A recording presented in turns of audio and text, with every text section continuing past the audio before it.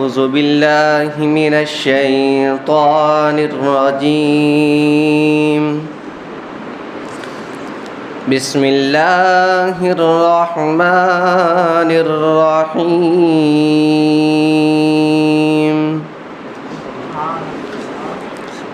ما كان على النبي من حرج فيما فرض الله له سنة الله في الذين خلوا من قبل وكان أمر الله قدرا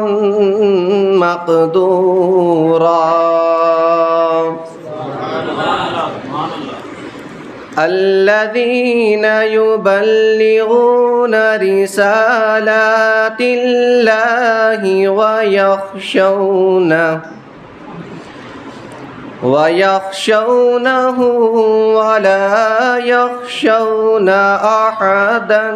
إلا الله وكفى بالله حسيبا ما كان محمد أبا أحد